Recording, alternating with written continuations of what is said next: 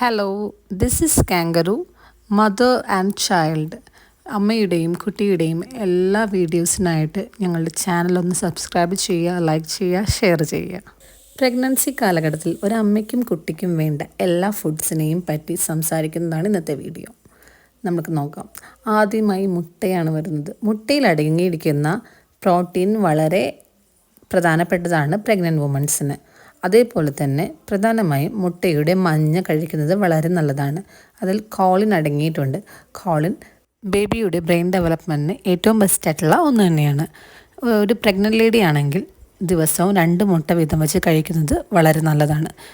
ഇനിയും കൂടുതൽ ഡീറ്റെയിൽസ് അറിയാനായി ചാനൽ സബ്സ്ക്രൈബ് ചെയ്യുക, ലൈക്ക് ചെയ്യുക, ഷെയർ ചെയ്യുക. അടുത്തതായി ഡയറി പ്രോഡക്ട്സ് ആണ്, അഥവാ പാൽ ഉൽപ്പന്നങ്ങൾ. കുട്ടിയുടെ ശരിയായ വളർച്ചയ്ക്കും അതേപോലെ അമ്മയുടെയും കുട്ടിക്കും പ്രധാനമായി കിട്ടേണ്ട പ്രോട്ടീനും കാൽസ്യവും വൈറ്റമിൻ D3യും അടങ്ങിയിട്ടുള്ള ഒരു സോഴ്സാണ് പാലുൽപ്പന്നങ്ങൾ.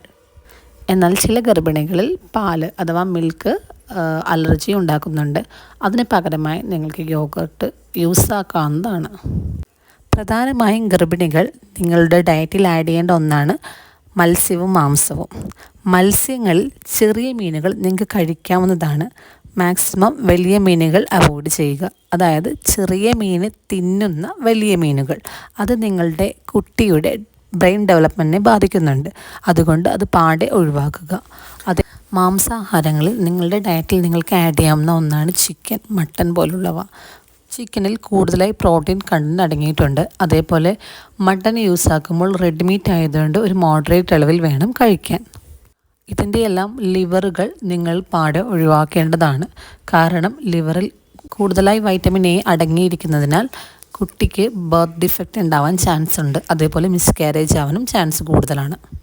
അതുകൊണ്ട് ലിവർ പോലെയുള്ളവ പാടെ അവോയ്ഡ് ആക്കുന്നതാണ് നല്ലത്. ധാരാളം ആൻറ്റി ഓക്സിഡൻസും ഫൈബറും അടങ്ങിയിട്ടുള്ള ഒന്നാണ് ഫ്രൂട്ട്സ്. ഈ സമയങ്ങളിൽ ഫ്രൂട്ട്സ് വളരെയധികം നിങ്ങൾ കഴിക്കുന്നത് നല്ലതാണ്. ആപ്പിൾ, ഓറഞ്ച്, പഴം, അവക്കാഡോ, ബെറീസ് ഇതൊക്കെ വളരെ നല്ല സോഴ്സ് അടങ്ങിയ ഫ്രൂട്ട്സാണ്. ഇത് നിങ്ങളുടെ ഡയറ്റിൽ ആഡ് ചെയ്യുക.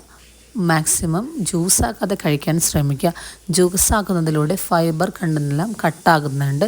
ഉമിനീരുമായി ലയിച്ചു ചേരുന്ന രീതിയിൽ ചവച്ചരച്ച് കഴിക്കുന്നതാണ് ഏറ്റവും നല്ലത്.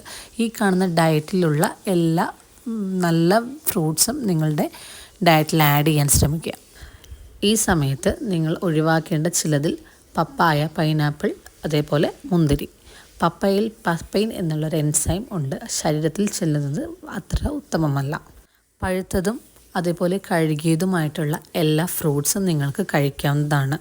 ശരീരത്തിൻ്റെ പ്രധാന ഘടനയിൽ ഒന്നാണ് വെള്ളം. വെള്ളം നിങ്ങളൊരു 8 to 12 ഗ്ലാസ്സെങ്കിലും കുടിച്ചെന്ന് ഉറപ്പുവരുത്തുക. അതുമാത്രമല്ല വളരെ ബെനിഫിറ്റ്സ് അടങ്ങിയിട്ടുണ്ട്. ഇത് ഡൈജഷനെ ഹെൽപ്പ് ചെയ്യുന്നതാണ്. അതുപോലെ ഡീഹൈഡ്രേഷൻ തടയുന്നതാണ്. ഫീറ്റസിൻ്റെ പ്രധാനപ്പെട്ട അമ്നോട്ടിക് ഫ്ലൂയിഡ് വർദ്ധിക്കാനും സഹായിക്കുന്നതും കൂടെയാണ്. റിച്ച് ഇൻ ഫൈബർ അടങ്ങിയിട്ടുള്ള ഒന്നാണ് വെജിറ്റബിൾസ്, അതായത് പച്ചക്കറികൾ. പച്ചക്കറികൾ നിങ്ങൾക്ക് ഡെയിലി 3 നേരം നിങ്ങളുടെ ഡയറ്റിൽ ഉൾപ്പെടുത്താവുന്നതാണ്. ഇത് നിങ്ങളുടെ കുട്ടിയുടെ ബുദ്ധി വളർച്ചയ്ക്കും വികാസത്തിനും പ്രധാനമായിട്ടുള്ള ഒന്നാണ്. ഗർഭകാലത്തിൽ നിങ്ങൾ പച്ചക്കറികൾ ധാരാളമായിട്ട് കഴിക്കേണ്ട ഒന്നാണ്. ക്യാരറ്റ്, സ്വീറ്റ് പൊട്ടാറ്റോ, ബ്രോക്കോളി, അതുപോലെ ചീര ഇവയെല്ലാം വളരെ നല്ലതാണ്.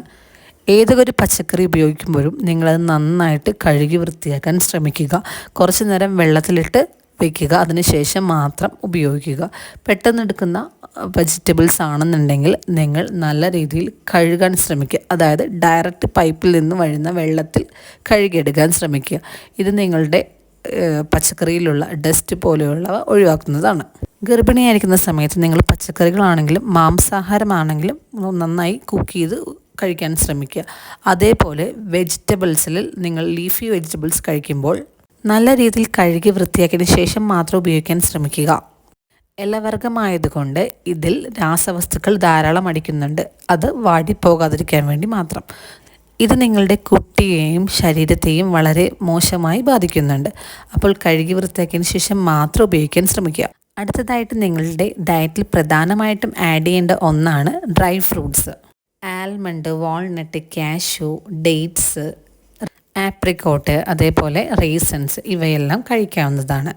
ഇവയിൽ റിച്ച് ഇൻ ഫൈബർ, മിനറൽസ് എല്ലാം അടങ്ങിയിട്ടുണ്ട്. കുട്ടിയുടെ ബ്രെയിൻ ഡെവലപ്മെൻറ്റിനും ശരീരത്തിൻ്റെ എനർജിക്കും ബ്ലഡ് പ്രഷർ കൺട്രോൾ ചെയ്യുന്നതിനും ശരീരത്തിൽ ഇമ്മ്യൂണിറ്റി പവർ വർദ്ധിക്കുവാനും അയൺ കണ്ടൻറ്റ് കൂടുതലായിട്ട് ലഭിക്കുവാനും നല്ലതാണ്. എന്നാൽ ഇവയെല്ലാം ഒരു മോഡറേറ്റ് അളവിൽ മാത്രം കഴിക്കേണ്ടവയാണ്.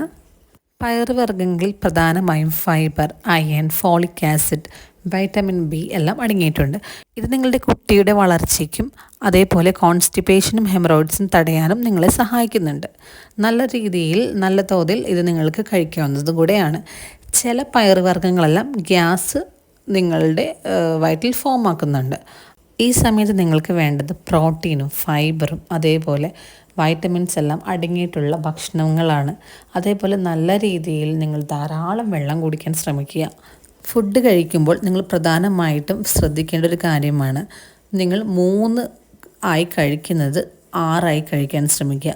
ഇങ്ങനെ കഴിക്കുന്നതിലൂടെ നിങ്ങളുടെ ശരീരത്തിൽ കോൺസ്റ്റിപ്പേഷനും അതേപോലെ ഗ്യാസ് ഫോം ആകുന്നതും നെഞ്ചരിച്ചിലും പുളിച്ചു തകട്ടലും ഉണ്ടാക്കുന്ന കാര്യങ്ങളെല്ലാം ഒഴിവാക്കുന്നുണ്ട്. എല്ലാ ദിവസത്തിലും വെറൈറ്റി ആയിട്ടുള്ള ഫുഡുകൾ നിങ്ങൾ തിരഞ്ഞെടുക്കുക. അതേപോലെ സാച്ചുറേറ്റഡ് ഫാറ്റ് ഒഴിവാക്കിയിട്ട് നല്ല ഫാറ്റ് കഴിക്കാൻ ശ്രമിക്കുക. ലോ മെർക്കുറി ആയിട്ടുള്ള ഫിഷ് നിങ്ങൾക്ക് ഈ സമയം കഴിക്കാവുന്നത് കൂടെയാണ്. കഫീൻ്റെ ഉപയോഗം പാടെ ഒഴിവാക്കുക. ടീ, കോഫി പോലെയുള്ളവ മാക്സിമം ഒഴിവാക്കുന്നതാണ് ഈ സമയം നല്ലത്. ചില സ്ത്രീകളിൽ ഇവ അബോഷന് വരെ കാരണമാക്കുന്നുണ്ട്. നല്ല ഡയറ്റും ശരിയായ രീതിയിലുള്ള എക്സസൈസും നിങ്ങൾ ഹെൽത്തി ആയിട്ടുള്ള ഒരു പ്രഗ്നൻസി ലൈഫ് ലീഡാക്കാൻ ശ്രമിക്കുന്നുണ്ട്. ഇനി കൂടുതൽ വീഡിയോകൾക്കായി എൻ്റെ ഈ ചാനൽ സബ്സ്ക്രൈബ് ചെയ്യുക, ലൈക്ക് ചെയ്യുക, ഷെയർ ചെയ്യുക. അടുത്തുള്ള ബെൽ ബട്ടൺ കൂടെ ഒന്ന് ക്ലിക്ക് ചെയ്യുക. അടുത്ത വീഡിയോയിൽ കാണുന്നത് വരെ ബൈ ബൈ.